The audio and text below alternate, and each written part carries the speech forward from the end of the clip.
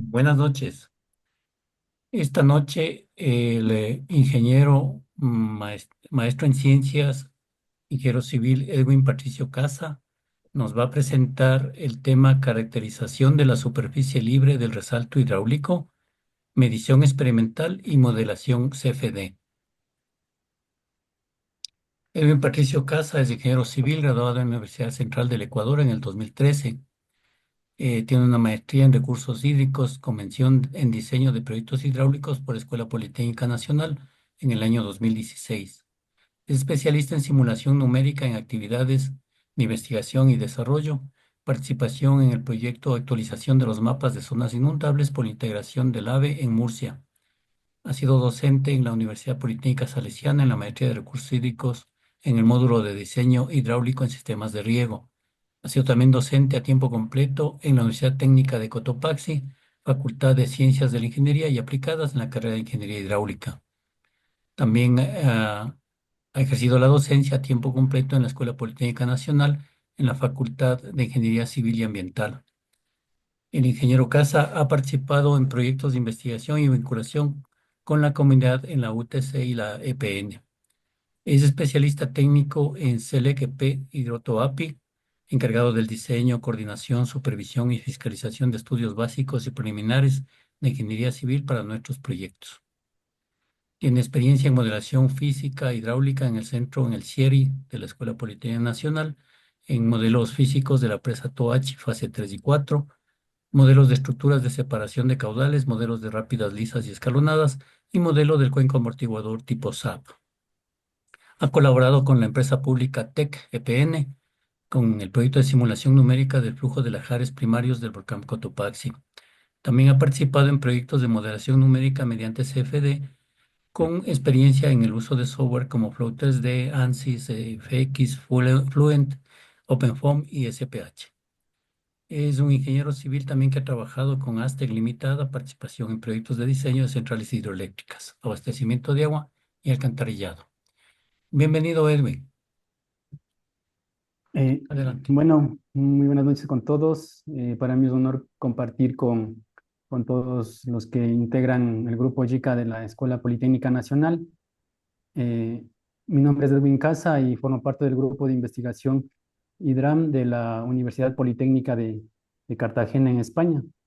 En esta noche voy a exponerles sobre la caracterización de la superficie libre del resalto hidráulico. Este es un análisis que combina la parte experimental con la modelación numérica CFD y también el uso de instrumentación especializada para la medición de flujos bifásicos, como son una cámara de profundidad y una sonda de conductividad. Bueno, aquí les presento rápidamente el contenido de esta presentación. Primero empezaré con una introducción y objetivos, luego revisaremos el estado del arte eh, sobre las mediciones que se han realizado en la superficie libre del resalto utilizando instrumentación especializada en las últimas 2 décadas y asimismo la aplicación de la simulación numérica que se ha desarrollado en este estudio. Luego revisaremos lo que son materiales y métodos, donde les explicaré detalladamente la instalación experimental, lo que viene a ser la instrumentación que se utilizó y también la implementación del modelo numérico. Posteriormente revisaremos lo que son los resultados experimentales, resultados de la modelación CFD y finalmente las conclusiones. En la figura, en la imagen que se ve ahí, se observa la ubicación de los instrumentos utilizados, como son la cámara de profundidad, que se coloca en la parte superior del resalto, que sirve para capturar la forma del resalto en 3 dimensiones, y también tenemos la zona de conductividad. También, bueno, aquí en el esquema se ve una sonda de calado, pero esta no se ha utilizado en este estudio. Y bueno, este también es un instrumento que permite medir un flujo bifásico y lo que mide es el calado equivalente. A ver. Ya, bueno, en la introducción, bueno, como bien sabemos, el resalto hidráulico, dentro de la clasificación del flujo, se tiene que es un flujo rápidamente variado, ¿sí? Que se produce desde el paso de un flujo supercrítico a un flujo subcrítico. Este normalmente se forma aguas abajo estructuras hidráulicas como vertederos, compuertas o una caída, como puede ser una cascada, como se ve aquí en la imagen. El resalto, el desarrollo del resalto implica una introducción natural de aire desde el pie y a través de su lámina libre. ¿Sí? Eh, También se caracteriza por una transferencia de cantidad de movimiento, generación de vorticidad, arrastre y difusión de aire o burbujas de aire en todo el resalto. Sí, en estudios experimentales del resalto se considera como efecto más importante la gravedad para el análisis. Por ello se utiliza la similitud de Cruz para el modelado. Sí, en investigaciones que se han realizado sobre resaltos, se ha visto de que cuando la escala del modelo es muy reducida, se reduce significativamente la concentración de aire en el resalto, ¿sí? Esto ocurre porque en modelos pequeños el número de Reynolds es bajo, ¿sí? Y este número de Reynolds en el modelo para no tener este efecto de reducción de aire debe ser por lo menos mayor a 60.000 el número de Reynolds. A ver, ya. Tenemos ahora también esta otra lámina en donde analizamos o sabemos la importancia del estudio de un resalto hidráulico, que es básicamente para el diseño y optimización de estructuras de disipación de energía, como es el caso de los cuencos amortiguadores. ¿Sí? Como se ve aquí en el video, ¿sí? Capturar lo que es la superficie libre resulta un poco desafiante, ya que presenta una interfaz fluctuante y difusa. Entonces, el uso de métodos de medición convencional, que suelen ser instrumentos intrusivos, pueden generar lo que es eh, reducción en la medición, perdón, reducción en la precisión de la medición, ¿sí? Sobre todo en las zonas donde se tiene una fuerte turbulencia y alta concentración de aire. Entonces, es por ello que en este estudio eh, se ha, se ha explorado un instrumento que es no intrusivo, que viene a ser la cámara de profundidad, que en este caso es la cámara Intel de 435IF. Esta cámara tiene la capacidad de capturar con buena resolución espacial y temporal toda la superficie libre fluctuante del resalto, ¿sí?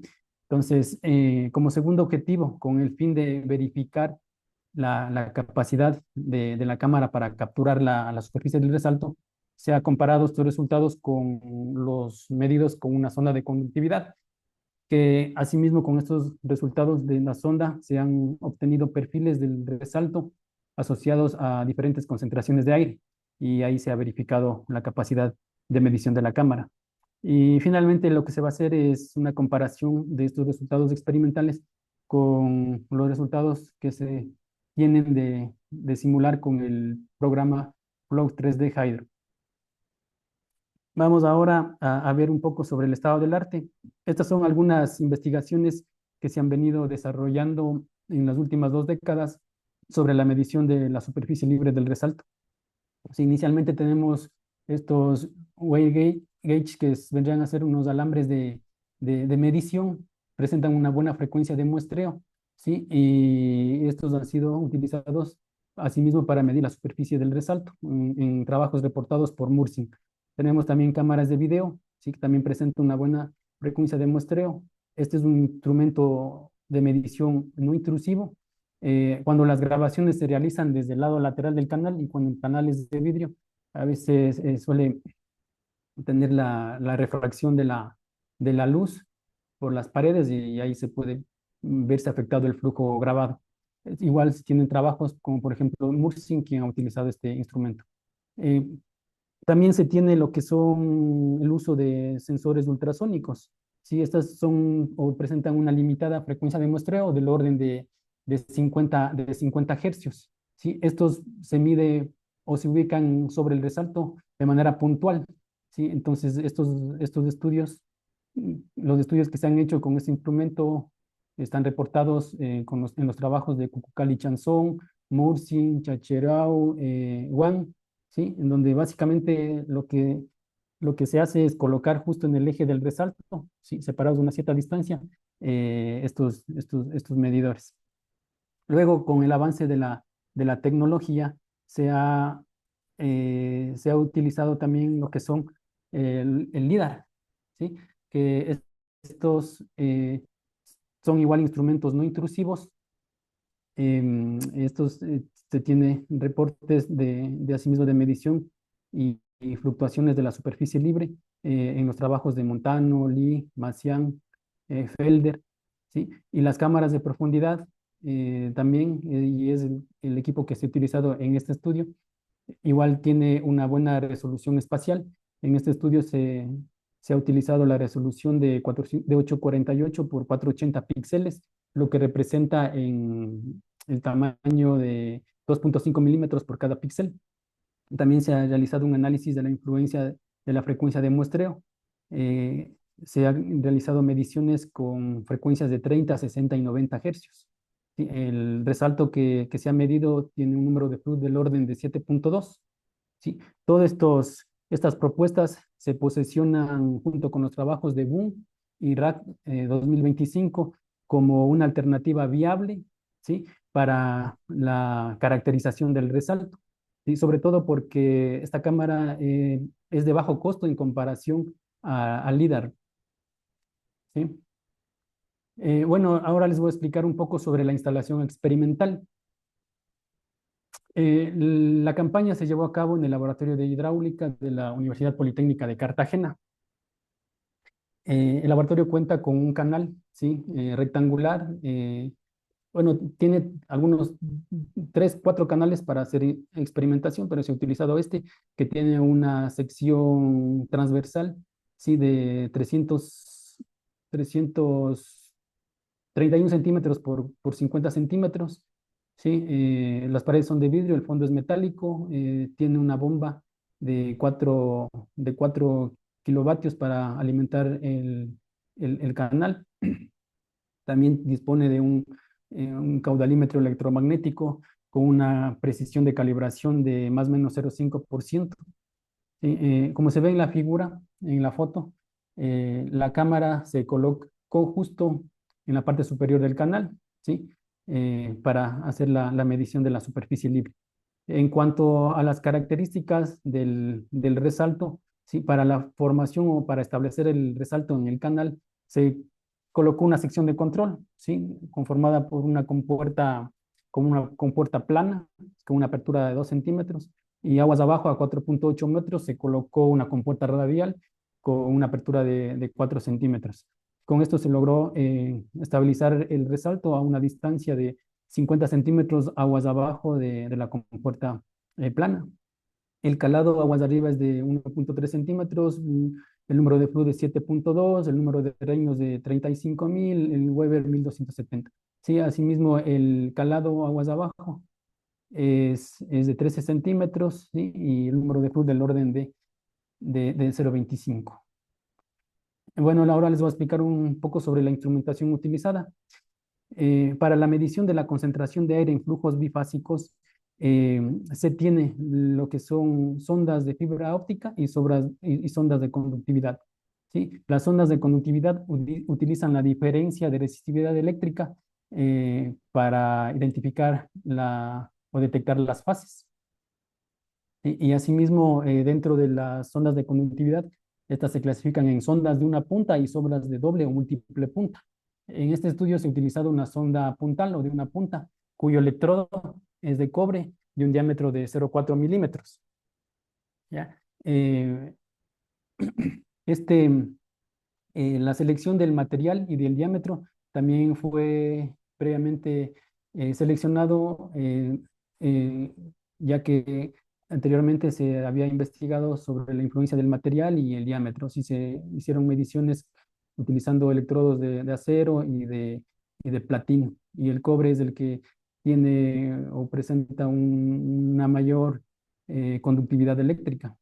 ¿Sí? Asimismo, se analizaron diámetros de electrodo de 0,2 hasta 0,6, sí, con una variación de 0,1.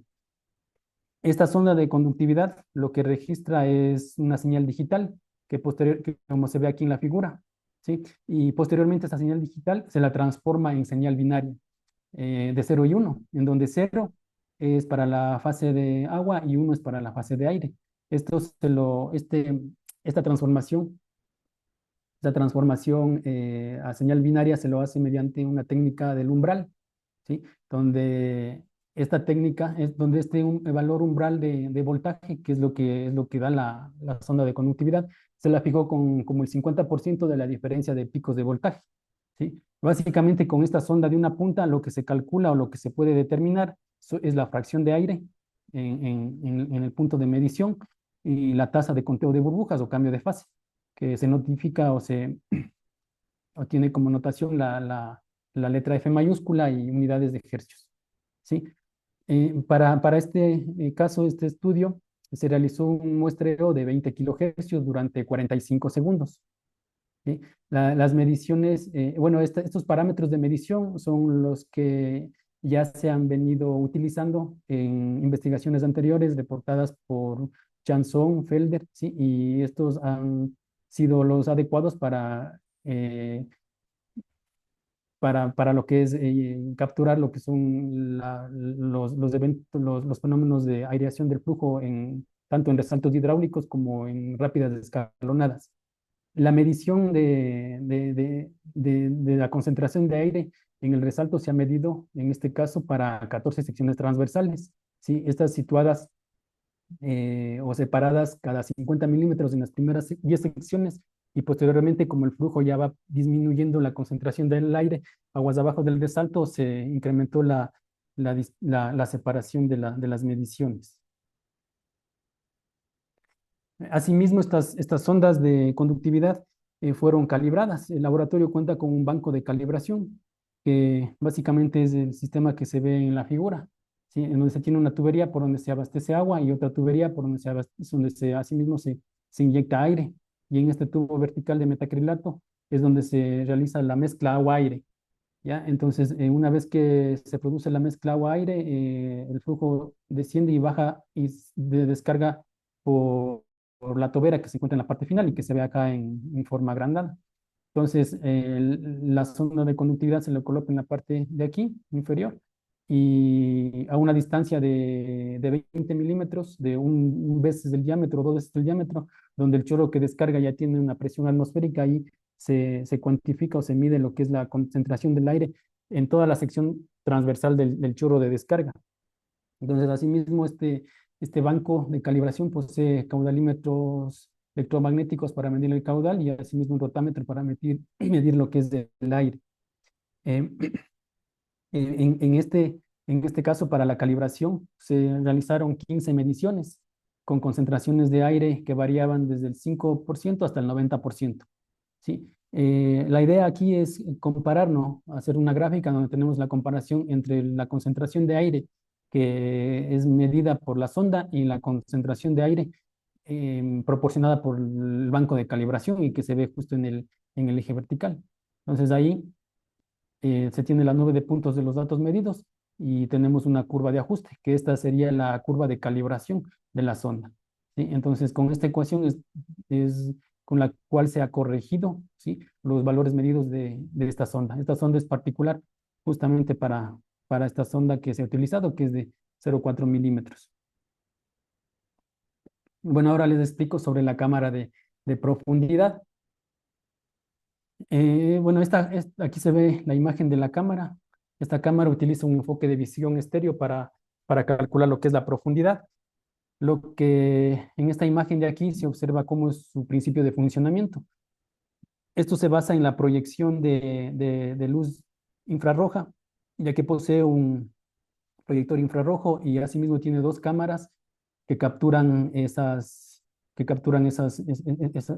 puntos. Entonces, luego se realiza una búsqueda de coincidencia de imágenes y con un programa que tiene incorporado a la cámara, que es un procesador de 4, es lo que se calcula la disparidad entre las imágenes y luego se obtiene lo que es un mapa de profundidades en tiempo real, como se ve acá. Asimismo, la cámara posee algunas configuraciones según el evento o el experimento que se vaya a grabar. Entonces, pero entre las configuraciones más destacadas tiene este modo de alta precisión y de alta densidad. Y es lo que más adelante les presentaré resultados con uno y con otra modo de grabación. Acá les indico sobre los parámetros que se utilizaron para la grabación del resalto con esta cámara. Bueno, como ya les indiqué anteriormente, la medición se realizó con esta resolución espacial de 848 por 480 píxeles. ¿Sí? Se realizó un muestreo con tres frecuencias de muestreo, 90, 60 y 30 FPS para hacer una comparación estadística con un número igual de datos, se analizaron lo que son 54.000 fotogramas en cada frecuencia de muestreo, lo que corresponde a un tiempo de grabación de 60 segundos, 90 segundos y 180 segundos respectivamente según la frecuencia de muestreo. Aquí en esta imagen de acá superior derecha se puede observar la ventana de grabación de la cámara, donde está en la parte izquierda superior se ve, este es el mapa de profundidades en colores y el color representa la profundidad en milímetros. En la parte de abajo se tiene el mapa de color o de imágenes, ¿sí? RGB, y en la parte derecha se tiene los puntos en donde se calculan la profundidad, ¿sí? Con base al proyector infrarrojo que tiene la cámara. Luego, para una vez grabado o realizada la grabación, el archivo se guarda en formato .bag. Este archivo luego es procesado, ¿sí? Mediante un script en Python que utiliza la librería PyRails 2, que justo es la de la cámara, y con ello se ha determinado algunos parámetros estadísticos como son profundidades máximas, mínimas, fluctuaciones de la superficie libre, frecuencias de características de las fluctuaciones, etcétera. ¿Sí? Entonces, pero previo a estos cálculos también se realizó un filtrado a los datos, esto con el fin de reducir el impacto del ruido y mejorar la calidad de los datos. Para ello se aplicaron dos métodos de filtrado, lo que es uno basado en percentiles, utilizando rangos 1,99, 90, 10 y 80-20, y también se utilizó el método de filtrado de espacio-fase propuesto por Gorin Mikora. Esto se explica acá en el gráfico de la serie temporal de la profundidad, ¿sí? Entonces aquí tenemos en el eje X el tiempo de grabación y en el eje Y la variación de la profundidad, ¿sí? Entonces, lo que hace este método es transformar la profundidad, ¿no es cierto?, de los datos grabados en un espacio fase, en donde luego se lo cubre con una elipse los datos de valores consistentes, ¿sí? Y ahí quedan identificados los valores anómalos, y son justo estos puntos que se ven mm, más lejos de donde están los mayores puntos, ¿sí? Entonces, bueno, aquí en la línea de color azul son los datos, la señal bruta, y la línea de color negra son la señal procesada. Entonces, una vez que se identifican los puntos que están alejados de los datos consistentes, se identifica, luego ¿cómo es? Se les hace una interpolación, sea lineal, cuadrática o cúbica, en este caso hizo una interpolación cúbica para poder llevarles hacia la elipse donde se tienen los valores de datos consistentes. Con eso se conserva la estructura del fenómeno que se está analizando. ¿Ya? Ahora les voy a explicar sobre una introducción sobre la modelación numérica. Bueno, esto, ¿qué les puedo decir? Que esto básicamente es importante, ¿sí? Revisar las ecuaciones del movimiento del fluido. Y básicamente estas ecuaciones sabemos que son ecuaciones no lineales y acopladas que no tienen una solución exacta con métodos matemáticos, ¿sí? Entonces, para ello lo que se hace, o para resolver lo que se hace, es aplicar métodos numéricos que permiten aproximar su solución. Y sobre todo cuando el flujo es turbulento, igual hay que incorporar modelos de turbulencia para poder resolverlas. Bueno, aquí tenemos, si revisamos rápidamente, la ecuación de continuidad se deduce a partir de la conservación de masa. Aquí lo que nos indica es que el flujo o el caudal, el volumen se conserva dentro del dominio computacional que se está analizando. O también el caudal o el volumen se conserva, o la variación del volumen, perdón, claro, la variación del volumen en el tiempo permanece igual constante debido a que el flujo entra y sale, ¿sí? Tenemos acá más abajo lo que es la ecuación de cantidad de movimiento que se deduce a partir de la segunda ley de Newton. Igual acá esto se deduce a partir de analizar un volumen de control en donde se, se analiza que toda la sumatoria de fuerzas que actúan en el volumen de control es igual a la variación de cantidad de movimiento. ¿Sí? Entonces, en este primer término se tiene la variación de cantidad de movimiento que está dada por la aceleración. Tenemos este término de aquí, vendría a ser la aceleración total, perdón, la aceleración temporal, esto es la aceleración convectiva, cómo varía la velocidad en el espacio. Y todo acá en este segundo término tenemos lo que son las variaciones de presión para, para que se mueve la partícula, ¿no? Tenemos aquí fuerzas de presión, aquí tenemos lo que es las fuerzas viscosas, dadas por este nu, que es la viscosidad dinámica, es la viscosidad turbulenta, que se resuelve con modelos de turbulencia, y este rho por g vendría a ser lo que son las fuerzas másicas, que, que básicamente es la dada por la fuerza de gravedad. Entonces, con el fin de salvar o de resolver de alguna manera estas ecuaciones de gobierno del movimiento, se tiene esta metodología CFD, que lo que hace es discretizar y aproximar, ¿cómo es? Discretizar el dominio computacional, ¿sí? Y resolver estas ecuaciones de una forma aproximada.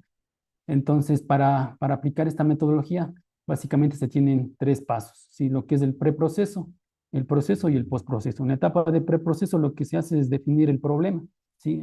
Especificar si es que es un flujo a presión, un flujo a gravedad, ¿sí? Ver si tal vez el flujo que se va a modelar es aireado o con transporte de sedimento, etcétera. Sí, luego se definen lo que son las ecuaciones de gobierno, asimismo. Además de resolver estas dos ecuaciones, también se le puede acoplar modelos para modelar lo que es aireación, transporte de sedimento, etcétera. Las condiciones de contorno, esas también son muy importantes, ya que estas se las establece justo en las fronteras del dominio. ¿Sí? Justo a la entrada se le puede colocar una condición de presión, de caudal, de velocidad. A la salida igual una condición de presión, si tenemos alguna sección de control. En la parte superior, ¿sí? Se coloca, si es que es un flujo a superficie libre, abierto a la atmósfera, ¿sí? Para que cuando el flujo tal vez salpique o choque en la parte superior, igual ya desaparezca, que se convierta en aire. En lo que es acá la generación de la malla también se hace en esta etapa. En este caso también se tienen lo que son programas de acceso libre para el mallado, ¿sí? Sea este mallado estructurado o no estructurado. Tenemos, por ejemplo, el programa Salomé, que permite realizar cualquier tipo de mallado y es parecido o tiene las capacidades de CAT. Tenemos el Snappy, que también es un mallador que se utiliza para programas como OpenFOAM. ¿Sí? Asimismo, permite hacer mallados hexaédricos y los programas comerciales tienen incorporado malladores, como por ejemplo ANSYS Meshing, que es para el mallado en ANSYS, o igual el Flow 3D tiene su propio mallador. En la etapa de proceso, ¿sí? Aquí se resuelven las ecuaciones de gobierno. ¿Sí? Si se utiliza un programa comercial, es fácil, solamente hay que dar clic en correr el modelo y ya estaría corriendo, ¿no es cierto? Pero cuando se está utilizando un código abierto, ahí hay que seleccionar bien el modelo o el algoritmo que sería para resolver el fenómeno, o sea, esto un flujo a presión, un flujo a gravedad. Hay algoritmos para resolver, sea este el simple, el piso o el interFOAM, sí, dependiendo. Y asimismo, dependiendo también el enfoque, sea euleriano o lagrangiano. Sí, si es que es un modelo euleriano, se puede utilizar. Son los modelos que simulan con una malla. Sí, los modelos lagrangianos son los que no necesitan malla para resolver, sino se discretiza lo que es el fluido, ¿no? Las partículas. Entonces, por ejemplo, ahí para ese caso tenemos el dual physics, que es un modelo lagrangiano. O también se puede utilizar un código propio para la resolución. En la etapa de postproceso se realiza la validación de los resultados. Estos son comparados con los datos experimentales, ¿sí? y posteriormente los resultados se visualiza asimismo en alguna serie de programas que aquí, bueno, les describo cuatro. Por ejemplo, el ParaView es el que más se usa para visualizar resultados que se han realizado con corridas en Flow 3D Hydro, en Dual Physics, en OpenFOAM, ¿sí? Tenemos el Enscience, el programa este, igual los comerciales tienen sus propios programas para postproceso, como el ANSYS FD Post, ¿sí? O el Flow 3D Post, que es similar o parecido al ParaView. Bueno, aquí en esta imagen lo que se ve es un método, perdón, unas características del programa Flow 3D Hydro. Sí, como les decía, este programa resuelve con un enfoque euleriano, donde se tiene o se realiza un mallado en todo el dominio computacional. Este mallado es estructurado y su resolución se basa en volúmenes finitos. Sí, este programa posee métodos para calcular o rastrear lo que es la superficie libre, como el BOF. También tiene un método Favor para lo que es la representación de la geometría y con mallado estructurado. Tiene asimismo modelos para representar la aireación, la cavitación, lo que es arrastre de sedimentos, partículas de suspensión, concentraciones de sustancias, y etcétera, etcétera. Sí, también posee algunos modelos de turbulencia, como el K epsilon, K epsilon NG, K omega, ¿sí? Dependiendo el problema que se vaya a analizar. En general, este tipo de programa resulta adecuado cuando también se necesita calcular disipación de energía o perdón, pérdidas de energía en un sistema hidráulico.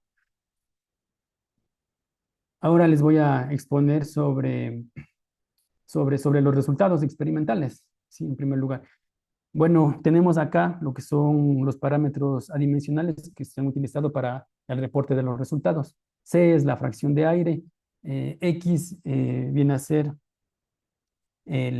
justo como le ven en la parte inferior de este esquema, X es el eje horizontal localizado en el fondo del canal y con sistema de referencia o en el origen en, en el pie del resalto, Y es la variación de la profundidad y Y' es la desviación estándar del calado, que esta desviación estándar básicamente es lo que se conoce como la fluctuación de la superficie libre.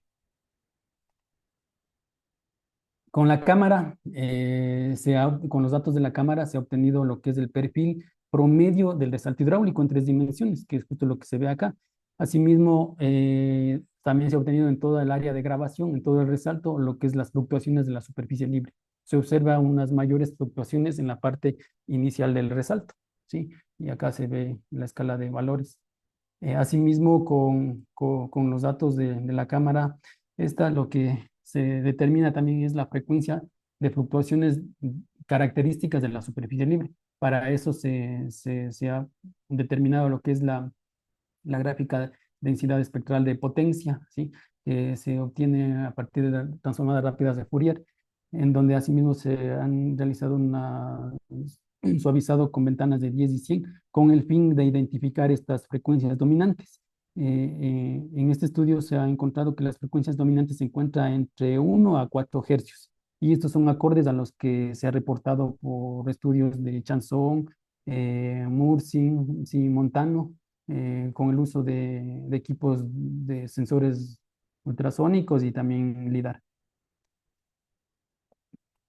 Bueno, si bien con la cámara lo que se tiene es toda la superficie tridimensional de resalto, con el fin de comparar con la zona de conductividad, lo que se ha hecho es únicamente calcular o definir el perfil de resalto justamente en el eje longitudinal, ¿sí? Del mismo. Entonces, en este gráfico se presenta el perfil en el eje longitudinal. Entonces, en primer lugar voy a presentarles resultados sobre la comparación de grabar en modo de alta precisión y alta densidad, que son dos configuraciones que posee la cámara, ¿sí? Entonces aquí están estas gráficas, ¿sí? De color azul, ¿sí? Estas vienen a ser para el modo de alta precisión, y las líneas de color verde, ¿sí? Vienen a ser para de alta densidad. Entonces, se observa un similar resultado en cuanto al perfil con estos dos modos de grabación, pero la diferencia se ve ya en valores máximos y mínimos. Se observa una mayor variabilidad con, con el modo alta densidad. ¿Sí? Este modo de alta densidad tiene la característica de tomar una mayor cantidad de puntos de la escena grabada, ¿sí? A diferencia del modo de alta precisión, lo que hace es un poco, es ya hacer un filtrado de los datos, en donde si existe alguna variabilidad, trata de reducir, ¿sí? Y un poco como el fenómeno este del resalto cuando se forma, se produce a veces salpicadura de agua y todo eso, puede ser que el modo de alta densidad, como captura más puntos, puede ser que también esté tomando los datos de salpicadura de agua y esto de alguna forma puede alterar las mediciones. Entonces, en vista de estos resultados que se han visto acá, sí, se ha decidido grabar todas las otras pruebas que se han realizado con el ajuste de alta precisión, ya que esta opción es adecuada para la medición de flujos emulsionados. Con ello se garantiza unos datos consistentes y representativos del resalto hidráulico. ¿Sí? Ahora, acá les muestro sobre los resultados con la diferencia de frecuencias de muestreo. En el mismo gráfico, ¿sí? Tenemos en el eje X el parámetro dimensional X sobre Y1, en el eje vertical, en la izquierda tenemos Y sobre Y1, que vendría a ser el calado adimensional, y asimismo las curvas de este lado sería el perfil del resalto. ¿Sí? En cambio, en el lado derecho del eje ordenado tenemos la variable Y' sobre Y1, que viene a ser la desviación estándar o las fluctuaciones de la profundidad, y estos están dados por estas curvas de aquí. ¿Sí? Entonces, aquí se observa que existe una similitud. Bueno, también, bueno, tenemos aquí para los tres para las tres frecuencias, no. La línea de color azul viene a ser para la frecuencia de muestreo, pues de 90 FPS, la línea de color marrón para 60 FPS y la línea de color negra es para 30 FPS. ¿Sí? Entonces aquí se observa una similitud entre las profundidades promedio, ¿sí? Lo que indica una independencia, un perfil de resalto que es independiente de la frecuencia de muestreo, dada su coincidencia. También en cuanto a las fluctuaciones máximas de la superficie, se observa que se producen justo en el tramo inicial del resalto. ¿Sí? Estos resultados también son acordes a los reportados por Mursing, Montano, Felder. En cuanto a las frecuencias, a las máximas fluctuaciones, ¿sí? Se observa que para la frecuencia de 90 FPS se tiene que la máxima fluctuación es de 92,5 veces el calado Y1. ¿Sí? Para de 60 FPS se observa que la fluctuación máxima es de 89,9% del calado Y1 y para 30 FPS la máxima fluctuación es de 83,5% del calado Y1. Se observa entonces que mientras se disminuye la tasa de muestreo, la frecuencia de muestreo, ¿sí? Se va disminuyendo lo que es la fluctuación máxima de la superficie. Entonces, aquí se puede también demostrar de que para capturar así movimientos muy rápidos o que son dinámicamente, claro, rápidos como es en el caso del resalto, ¿sí? Entonces ahí es necesario disponer de frecuencias de muestreo altas para poder capturar el fenómeno natural del resalto. Ahora les presento lo que es los resultados de la cámara y zona de conductividad. Entonces, con las mediciones que se realizaron en las 14 secciones transversales a lo largo del resalto, se obtuvo este mapa de fracción de aire, en donde se observa aquí en escala de colores concentraciones de aire que van desde el 2% hasta el 99%. En la parte superior se observa concentraciones con color amarillo entre el 99 al 90%. En la parte inferior, con color azul más oscuro, concentraciones de aire del 2 al 10%. ¿Sí? Con base a este mapa se obtuvieron perfiles del flujo asociados a una concentración de aire que se observa acá en este gráfico de la derecha. Tenemos aquí un perfil de flujo asociado a una concentración del 99%. Este de aquí que se ve es asociado al 90%. El otro es para el 50, 10 y 2%, ¿sí? Y a su vez en este mismo gráfico se superpuso lo que es el perfil longitudinal del resalto hidráulico medido con la cámara. Así que es justamente la línea esta continua, gruesa, de color azul, ¿sí? Entonces, con ello se logró identificar las zonas en donde la cámara puede capturar la profundidad del resalto o la superficie asociada a una concentración de aire. Se observa que para la zona entre 5 a 30, X sobre Y1 entre 5 y 30, ¿sí? La cámara detecta la superficie libre para fracciones de aire del flujo entre el 50 y el 90%, que son estas dos líneas de acá. ¿Sí? En la zona de X sobre Y1 entre 30 a 50, que es justo por aquí, se observa que la cámara detecta la superficie libre entre el 40 y el 50%. Y en la zona más alejada del resalto, o sea, cuando X sobre Y1 es mayor a 50, se observa que la cámara detecta la superficie promedio del resalto, ¿sí? Con fracciones del 40 al 15%. Ya, ahora les voy a presentar los resultados del modelo numérico. Entonces, antes de eso, les indico aquí la configuración del modelo Flow 3D Hire que se utilizó. Entonces, primero se realizó un mallado estructurado, se realizaron simulaciones con tres tamaños de malla, un mallado fino, grueso, medio y grueso, 3, 4 y 5 milímetros. Dadas las condiciones del resalto analizado, la simulación se realizó en 2D eh, con el fin de reducir el gasto computacional. Se tuvo un número de elementos o celdas de hasta 60.000 celdas. También se realizó un cálculo del índice de convergencia de malla para esto con el fin de independizar los resultados de la malla, del tamaño de malla. Tenemos acá lo que es las condiciones de frontera. Se ubicó en la entrada, en el borde o en la sección X mínima, una condición de velocidad. Y ahí también se definió o se le colocó la altura o el calado, ¿sí? La altura de agua o el calado.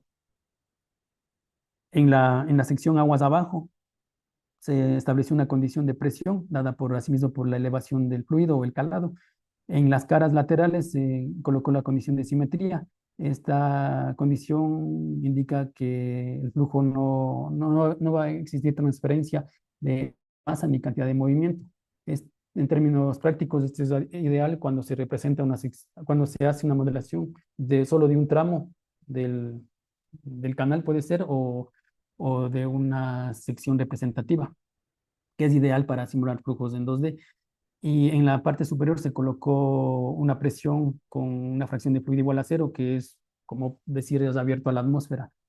¿Sí? Ahora los parámetros físicos establecidos en el modelo se activó lo que es la gravedad, ¿sí? Los parámetros para la aireación, que, que, se, que, se, que se lo activa aquí en esta ventana que se ve acá, en donde ahí se activa lo que es el diámetro de burbujas dinámico, la presión dinámica de vacío. Sí, también se fijó un modelo de turbulencia para resolución de las ecuaciones del movimiento y simular un flujo de manera real. Se realizó la modelación con el modelo KEpsilon renormalizado, en donde también para ello se debe de calcular o definir una longitud de mezcla turbulenta, que en este caso dio mejores resultados activando la opción dinámico en lugar de calcular un valor. También acá se activó lo que es la densidad variable en el dominio computacional, ¿sí? Entonces, esos son los parámetros físicos. En cuanto a los parámetros numéricos, se definió también lo que es una condición inicial de presión hidrostática, ¿sí? En el dominio computacional.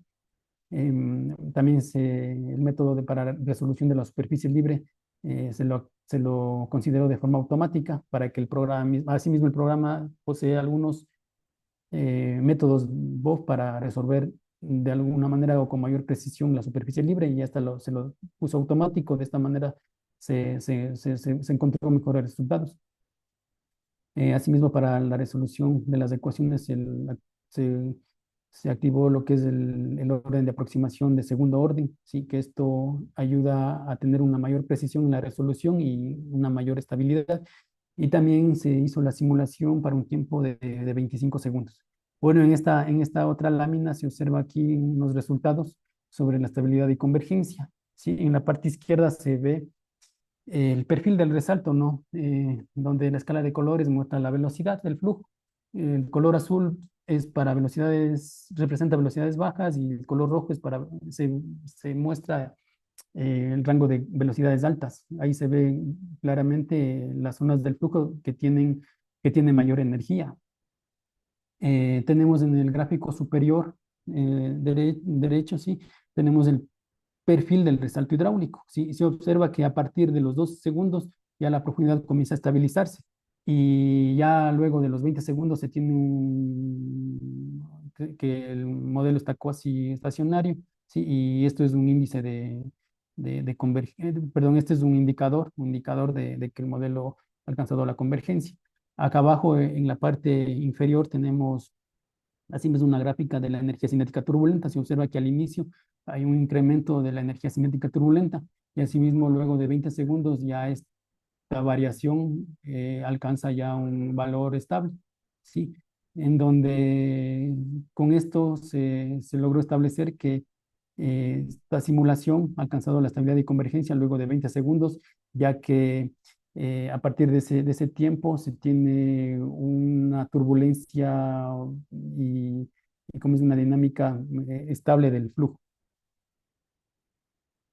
Ahora vamos a ver aquí el análisis del índice de convergencia de malla, que es muy importante.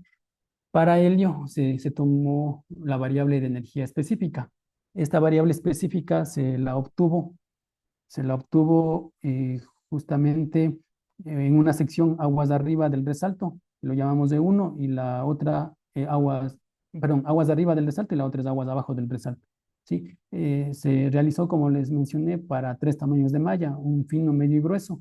¿Sí? Para hacer este cálculo se debe calcular la relación de malla, que es el cociente entre los tamaños de malla, tamaño de malla.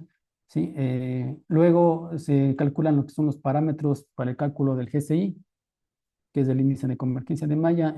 Se calculó el R, que es el orden de malla, el P, que es el orden de convergencia. Luego se calcula el GCI y estos son menores al 1%, lo que es un indicador de buena convergencia de los resultados. Asimismo, se hizo una verificación de estos resultados y estos dieron cercanos a 1, que también es un buen indicador que, que muestra que los resultados son consistentes. ¿Sí? Luego de eso, con base a una ecuación dada por Richardson, se realizó la extrapolación de los resultados de energía. ¿Sí? Y estos resultados a la final se dibujaron en estas gráficas, ¿sí? Donde tenemos en el eje X la relación de malla, en el eje Y la energía específica, ¿sí? Aquí se observa la distribución de los puntos de la energía, ¿sí? Para los diferentes tamaños de malla y se observa una tendencia suave y coherente, ¿sí? Y asimismo tenemos el punto de energía extrapolado y que este vendría a ser un resultado que es independiente del tamaño de malla. O sea, es como tener un resultado cuando tenemos un tamaño de malla infinitamente pequeño. Igual para la energía E2, si tenemos asimismo para las diferentes relaciones de malla los puntos y asimismo el punto extrapolado. Sí, este resultado vendría a ser un resultado independiente del tamaño de malla. Entonces, asimismo, luego, con estos resultados, se pudo calcular la disipación de energía, la altura del resalto, la longitud del resalto. ¿Sí? Son parámetros importantes para el diseño, puede ser para un cuenco amortiguador. Por ejemplo, en este caso específicamente se tuvo que la disipación de energía es del orden del 61,5%, la altura del resalto de 12 centímetros y la longitud del resalto de 67 centímetros. Eh, lo que es la comparación de resultados entre experimental y numérico se presenta en esta lámina. ¿Sí? Aquí justamente en el eje X tenemos el parámetro X sobre Y1, en el eje Y, Y sobre Y1, que es lo mismo que venido presentando. La línea de color negro ¿sí? Viene a ser el perfil del resalto del modelo numérico, Flow 3D Hydro. ¿Sí? Y la línea de color rojo es el perfil obtenido con la cámara de profundidad.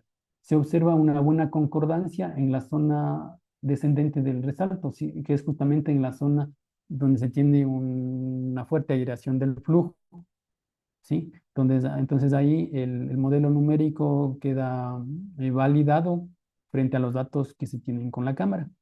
En cambio, más aguas abajo del resalto, donde ya se va disminuyendo la concentración de aire, se observa una discrepancia, ¿sí? Entonces se observa que la cámara subestima el calado, ¿sí? Entonces se tiene dado que se tiene baja concentración de aire. Entonces la cámara se ve limitada, su precisión cuando se aproxima o se tiene el flujo en régimen subcrítico. Entonces, aquí se ve en esta gráfica la ventaja o que tendría el modelo numérico y un poco la, el, el problema que tendría la cámara en medir la superficie libre cuando el flujo no tiene la suficiente aireación. ¿Sí? Finalmente, les indico las conclusiones. Sí, está la cámara de profundidad Intel, ofrece una fiabilidad comparable con otros instrumentos de medición, como por ejemplo las ondas de conductividad, LIDAR y sensores ultrasónicos. Asimismo, la cámara presenta unas buenas capacidades, dada que es un instrumento no intrusivo. Sí, captura en tiempo real toda la forma tridimensional de la superficie del resalto y su principal ventaja es que es de bajo costo en comparación a LIDAR o sensores ultrasónicos. ¿Sí? La consistencia de los resultados obtenidos con la cámara frente a los perfiles obtenidos con la sonda sugieren que la cámara es capaz de detectar la superficie cuando el flujo está con concentraciones de aire del orden del 50 al 90%. ¿Sí? Y también, como última conclusión, se observó que el Flow 3D Hydro, que es la última versión del programa Flow 3D, reprodujo con precisión el perfil del resalto hidráulico. Esto se validó con las mediciones de la cámara y con la sonda, y asimismo las simulaciones estas permitieron calcular variables o caracterizar los parámetros hidráulicos del resalto, como por ejemplo disipación de energía, longitud del resalto, la turbulencia. Sí, estos valores tuvieron una alta fiabilidad en los resultados. ¿Sí? Esta es la bibliografía que se ha utilizado para este estudio y muchas gracias por la atención y quedo atento a cualquier pregunta que pueda responderles. ¿Sí? Gracias, Edwin. Por favor, deje de compartirla para iniciar el conversatorio. Ya está. Perfecto, gracias. Bueno, compañeros, dejamos abierto, buenas noches con todos. Dejamos abierto el conversatorio, por favor. Levantan las manos o en el chat nos ponen sus comentarios.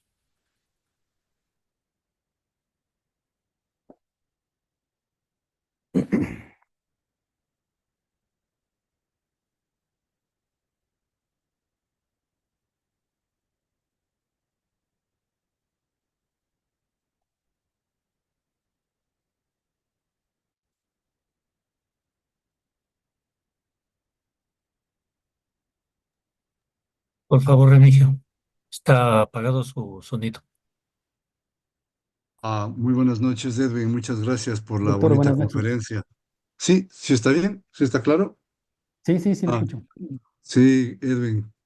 Muchas gracias por la conferencia. Los años, ver lo que hacíamos cuando éramos ayudantes de laboratorio en los grandes proyectos ecuatorianos y obviamente cómo en tanto tiempo la tecnología, sobre todo numérica, ha avanzado espectacularmente y obviamente la semana pasada fue otra conferencia excelente que pues, pues nos hace pensar que nos estamos haciendo viejitos, ¿verdad? Bien. Pero, pero vemos cómo la juventud y las nuevas ideas pues van mejorando en todo sentido. Ya se Claro. habla de inteligencia artificial, un montón de cosas que realmente, no sé si espeluzna, pero de todas formas, pues creo que es en beneficio de, en este caso, un mejor diseño. Bueno, Claro, la pregunta a la que yo quería, con la que quería que iniciar es, este, claro, seguramente usted no tiene tanta experiencia como nosotros teníamos de hacer mediciones con las varillitas encima, midiendo, con moviendo, etcétera, milímetros, etcétera. Y ahora pues automáticamente la cámara hace miles y miles de imágenes y después sale un promedio y maravillosamente a lo mejor coincide con lo que hacíamos hace 40 años seguramente, ¿no es cierto? Seguramente, no sé, o más. claro. Ujú. La pregunta mía es, ¿cómo estas nuevas tecnologías pueden ayudar a mejorar en el diseño, digamos, ya de las obras reales, o sea, de esas grandes obras de gran importancia que me imagino todavía se siguen construyendo, se van a construir en el futuro, a diferencia, digamos, de lo que hacíamos antes de ir midiendo con los, ya ni me acuerdo el nombre de los instrumentos que hacíamos en el laboratorio, ¿verdad?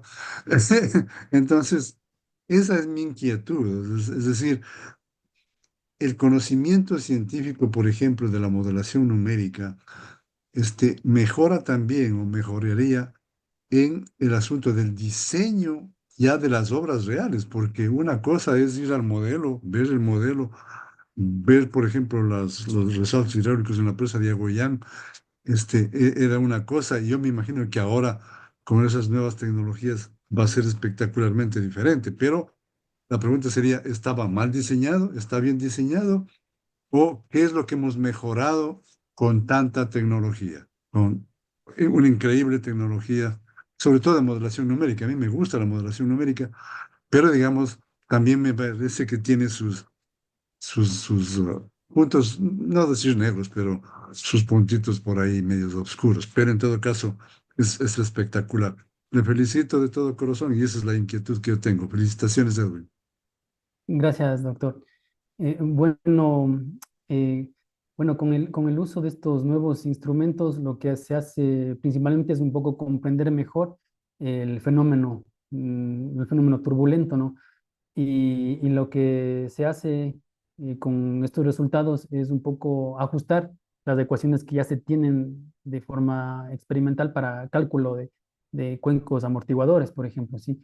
Para calcular la longitud del resalto, la disipación de energía. Entonces, con esto, las expresiones que hasta ahora ya se tienen y se disponen, y con estas nuevas mediciones, lo que se hace es un poco mejorar la precisión de estas ecuaciones o cambiar algunos coeficientes o constantes, ¿no? Que se tiene.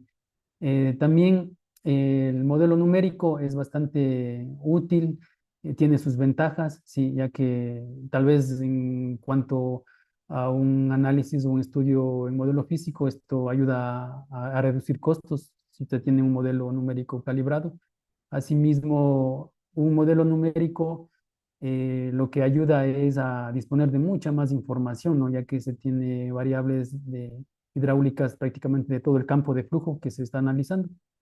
Entonces, también se va avanzando en esto de mediciones con instrumentos no intrusivos para un poco medir el fenómeno ya de una forma no intrusiva. Sí, igual estas cámaras que les presento ahora también se está utilizando o hay asimismo algunas investigaciones en donde ya directamente con la grabación se obtiene el perfil de concentración de aire en todo en la sección transversal del resalto. Asimismo se está testeando algunos algoritmos para lograr un poco mejorar este tema de la medición de concentración de aire, que también a la final son parámetros que nos ayuda a disponer cuando ya se va a hacer el diseño estructural de lo que es las obras, ¿no? Las obras importantes y con ello ya se puede minimizar tal vez algún efecto negativo que podemos encontrar a veces en obras que ya se construyen. Por ejemplo, normalmente en el diseño de cuencos de amortiguadores lo que se ha visto es,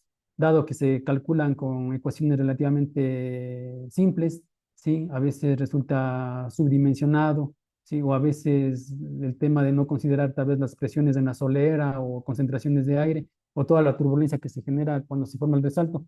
Esto hace que se desgaste rápidamente el hormigón y se ha observado que en cuencos amortiguadores prácticamente hay un desgaste rápido, ¿sí? En las paredes del cuenco. Y sobre todo también cuando, además de tener aire en el flujo, se tiene también sedimentos, que es lo que se ocurre es lo que ocurre en la realidad, ¿no? Y en proyectos reales. Entonces eso todavía le hace más complejo al fenómeno que se analiza, ¿no? Y hay que considerar todos estos parámetros cuando se hace el diseño. Entonces, de alguna manera se va avanzando en estas tecnologías de medición para ir poco a poco abarcando toda esa complejidad y ir estableciendo metodologías o ecuacionamientos que ayuden a optimizar el diseño de estas estructuras. Ujú. Eso sería, Muchas gracias, Edwin. Gracias. de nada. Bueno, mientras se animan a preguntar, yo tengo una. Quería preguntar, Edwin, ¿de qué depende el porcentaje o la concentración del aire? Que claro, lo que me parece interesantísimo es que va cambiando la concentración en la medida que vamos reduciendo la turbulencia. Y entonces la pregunta al final, ¿de qué depende la energía cinética turbulenta? ¿Es del número de Froude? ¿Cómo es el tema? Ya, entonces, depende de bueno, en el resalto justamente tenemos que para su formación tenemos un flujo rápido, ¿sí? Que luego aguas abajo se transforma rápidamente en un flujo lento, entonces este cambio rápido, brusco, ¿sí? Genera transferencia de cantidad de movimiento, ¿sí? Genera vórtices de eje horizontal, vórtices y todas las estructuras turbulentas en el flujo. Sí, y también aparte todo este proceso hace que se incorpore aire dentro del resalto, ¿sí? Y sobre todo justo al pie del resalto donde se tiene un mayor incremento de concentraciones de aire. Asimismo, con las ondas lo que se ha medido es, como les mencionaba, en 14 secciones y se ha observado que en las primeras 5 o 6 secciones se tiene una mayor concentración, se tiene un perfil parecido al perfil de velocidades, pero es el perfil de concentración de aire. Sí, asimismo el resalto hidráulico tiene algunas zonas, sí, se tiene una zona de fuerza turbulenta, sí, y la zona emulsionada está en la parte superior. Sí, en la zona de corte turbulento, ahí es donde se produce la mayor concentración de aire, ¿sí? Y en la zona superior ya las burbujas ya van ascendiendo hacia la superficie libre y ahí se tiene la zona emulsionada y conforme el flujo se va desarrollando, ¿sí? Se va un poco también disipando la energía y también se va teniendo un tamaño de burbujas asimismo de diferente diámetro y luego ya aguas abajo, como les digo, se va disipando y reduciendo lo que es la aireación en el flujo. ¿Sí? No sé si logré responder su pregunta. Entonces, sí importa si lo utilizo al resalto hidráulico para hacer una mezcla rápida de algún elemento y quiero justo ponerle en el resalto. Sí importa dónde le coloco. No es lo mismo ¿Cómo? si en un tercio, el primer tercio de longitud del resalto, o en el tercio medio o en el tercio final, ¿no es cierto? O sea, Le donde tengo coloco. más turbulencia, digamos yo quiero poner sulfato de aluminio, por ejemplo, y quiero Ah, ya. hacerlo en un resalto. Sí es Ya. importante dónde lo coloco. Claro, dependiendo, claro, con cuánta cantidad de aire se quiera mezclar, claro. Sería en la parte inicial, justamente el gráfico que les mostraba de las fluctuaciones turbulentas, justo en la parte inicial del resalto. Ahí es donde se tiene la mayor variabilidad de la profundidad y asimismo se tiene la mayor concentración de aire. ¿Sí? O sea, hay un cambio rápido. En la vertical hay un cambio rápido de concentración de aire ahí en toda esa vertical. Ujú. Sí, sí. De acuerdo. Y la otra pregunta que tengo yo, ¿cómo se resuelve la diferencia entre el modelo y el método numérico en la curva al final? Desde mi punto de vista, que no es muy científico, digamos, lo que debería primar en realidad es la realidad, no el método numérico. O sea, ahí hay Claro, una diferencia al final en la curva. ¿Cómo se resuelve ¿cuál, eso? en donde comparo el modelo numérico con la cámara. Sí, Ah, sí, claro, ahí lo que se está comparando es la capacidad de la cámara para detectar la superficie libre. Y ahí queda demostrado que la cámara, sí, para que este proyector infrarrojo pueda detectar la superficie libre, necesita un flujo que esté con partículas o con aire para que no se refracte en el agua porque es transparente. ¿Sí? Entonces, si el flujo fuera monofásico, solo agua, la cámara no me sirve para captar la superficie, ya que como es transparente, entonces ahí no va a medir la superficie libre. Entonces, lo que se ha demostrado aquí con este estudio y también con el estudio de Boom, que también ha hecho una medición parecida en resalto con número de flujo de 4, es, es determinar hasta qué punto la cámara tiene la capacidad para rastrear la superficie libre del resalto y con qué concentración de aire. ¿Sí? Entonces, justamente en este estudio se ha demostrado que la cámara rastrea la superficie adecuadamente cuando el flujo tiene una alta concentración de aire. ¿De cuánta cantidad de aire? Del orden de, como veíamos ahí, mayor a 50%, ¿sí? Entonces, cuando el flujo no tiene esa cantidad de aire, ya la cámara presenta mediciones que comprometen la precisión para el tema de rastrear la superficie libre. ¿Sí? Entonces, esto es lo que se ha obtenido en los resultados. Ujú. También, como les comenté, esta cámara también se ha utilizado para eh, calcular lo que es la superficie libre en rápidas escalonadas, sobre todo en flujo rasante, donde ahí tenemos un flujo totalmente aireado. ¿Sí? Entonces, esta cámara ha servido para caracterizar la superficie libre y además también se está utilizando para medir de forma intrusiva perfiles de concentración de aire. Ujú. Entonces, eso es lo último que se está investigando con esta cámara. ¿Sí? Ujú. gracias, Edwin. Una última pregunta mía. A ver, y Claro. entiendo que el resalto es un resalto estable, ¿no es cierto? ¿Con qué número de flujo trabajaron? Bueno, en este caso yo les estoy comentando para el estudio que se realizó en un canal pequeño, ¿no es cierto? De 31 por 45. Sí, fueron los primeros ensayos que hicimos con esta cámara. El número de flujo era de 7.2, ¿sí? También luego hicimos otras investigaciones ya en un canal mucho más grande de 1 por 1 de sección transversal, donde ahí también analizamos lo que es algunos resaltos con números de flujo de entre 4 a 9, ¿sí? Y ahí sí ya se analizó todos los datos de forma tridimensional y asimismo ya un poco obtuvimos ecuacionamientos para calcular lo que es la longitud del resalto, las fluctuaciones turbulentas del resalto, ¿sí? De la superficie libre y algunos otros parámetros que igual son de interés cuando se hace el diseño de cuencos amortiguadores. Ujú. Gracias, Edwin. Ya.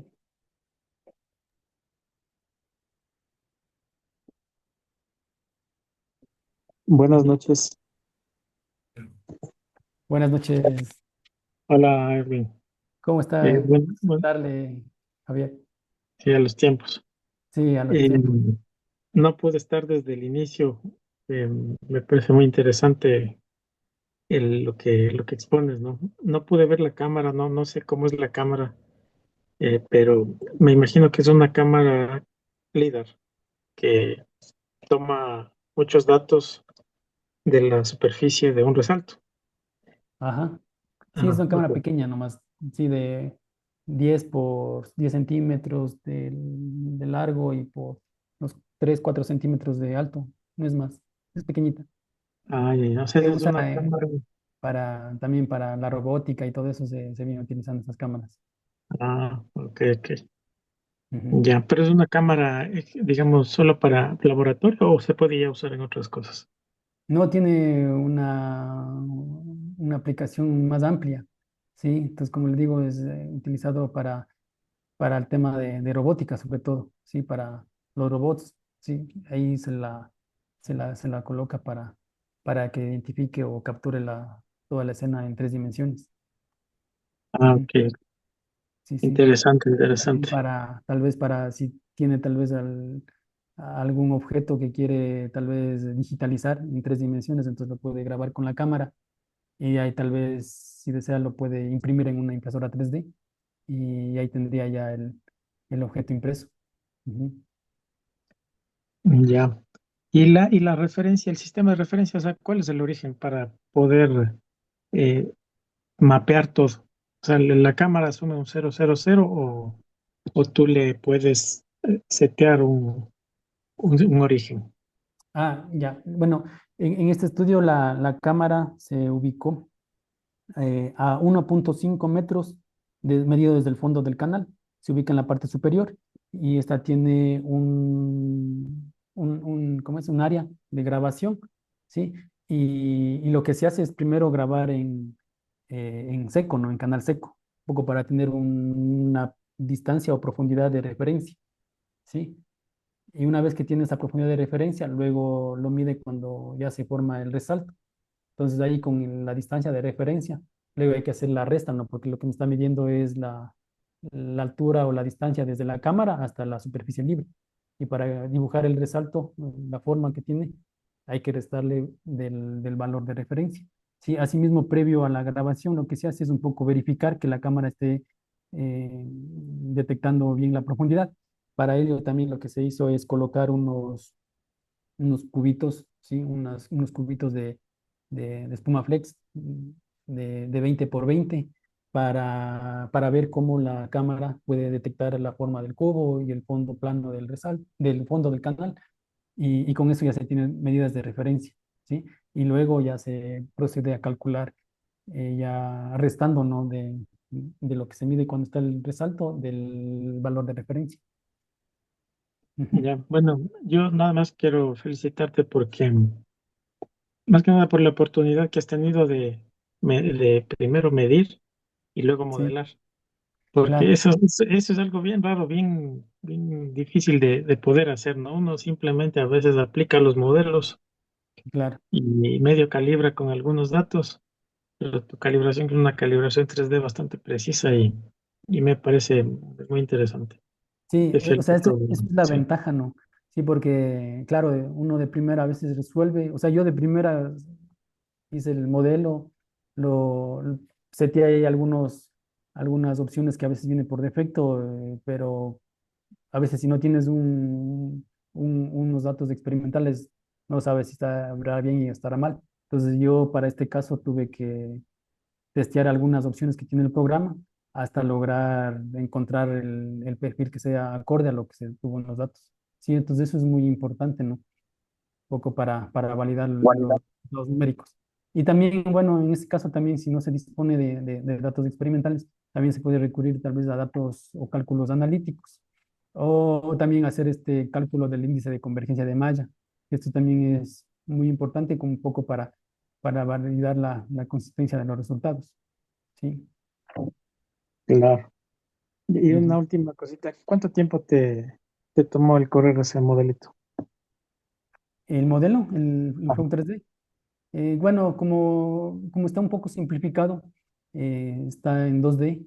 El de tamaño más fino demoró como unas 6 horas de simulación. Ujú.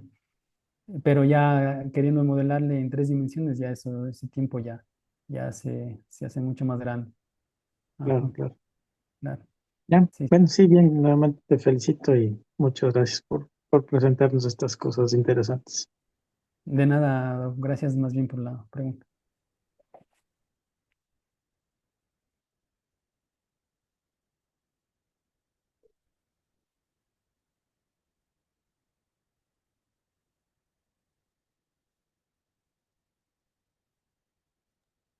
Remigio, por favor.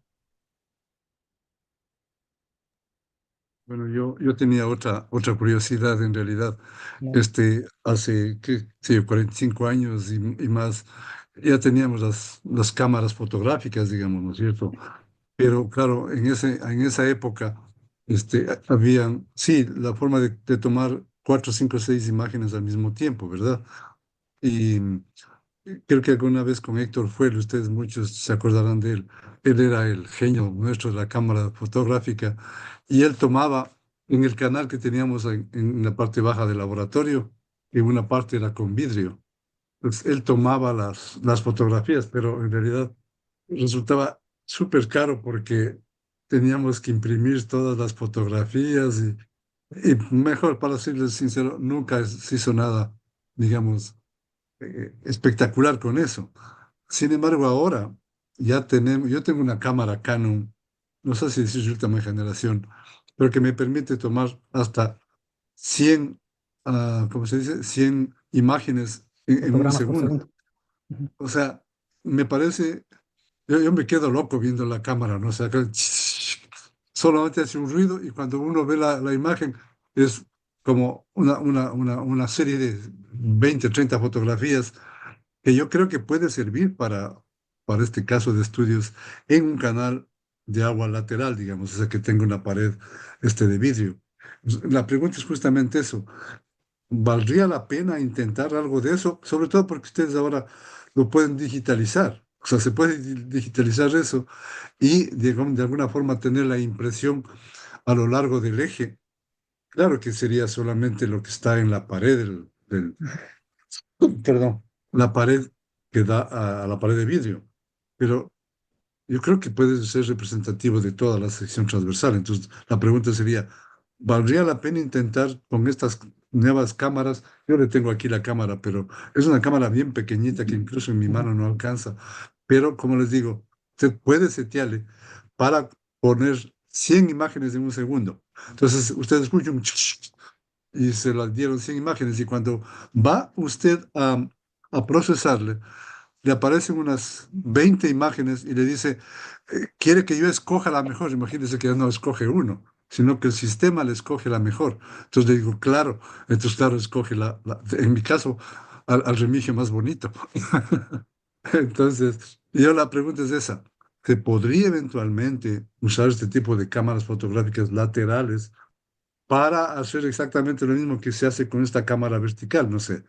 Disculpe la pregunta si es que no cabe, pero gracias mil. Claro. No, sí, justamente también hay sí, cámaras PIV en donde utilizan la velocimetría para calcular el campo de velocidades. Justo estas cámaras se colocan en la parte lateral del canal, ¿sí? Y justo en el laboratorio donde tenemos ahí, tenemos una cámara de alta velocidad, en donde se la usa para justamente calcular el campo de velocidades en unas rejas Coanda, sí, que tenemos también hay un modelo. Entonces, justamente lo que se hace es realizar la grabación desde la parte lateral, ¿sí? Eh, Ahí también se utiliza un láser un poco para capturar mejor la escena. Y con eso, luego, con todos esos fotogramas que se obtienen durante el tiempo de grabación, luego se utilizan programas en MATLAB o en Python para eso luego procesarlas. Y bueno, también para poder capturar el flujo, también estas cámaras lo que necesitan es, o bueno, para luego hacer el postproceso necesitamos también tener unas partículas que estén dispersas en el flujo. Entonces ahí hay unos algoritmos que luego en la etapa de postproceso lo que hace es ahí identificar estas partículas, seguirlas y con eso ya calcular lo que es la velocidad en dos dimensiones, que sería ahí, dado la grabación que se está haciendo. Entonces, claro, se usa, se puede también testear como usted bien lo comenta y ver qué sale y con estos scripts que se pueden también realizar y ver cómo resultan. Ajá. Sí, sí, se está haciendo también y se hace. Ajá. Gracias, muchas gracias. Ok. No creo que no queda más que agradecer a Edwin por la excelente presentación de esta noche, agradecer a los 18 colegas que asistieron a esta conferencia e invitarles para el próximo viernes a las 7 de la noche para la siguiente conferencia. Un buen fin de semana y muchas gracias por la presentación, Edwin. Igual, más bien gracias a todos ustedes por la atención y a las órdenes para cualquier cosa. Saludos, Javier, saludos, Gracias. Gustavo, Félix, un saludo para todos. Feliz fin de Saludos, semana. Doc. Hasta luego. Feliz saludos para todos, feliz fin de semana. Gracias, un gusto, Fernando, Un Mario, gusto, hasta luego. Una buena Hasta noche. luego. que estén bien, hasta luego.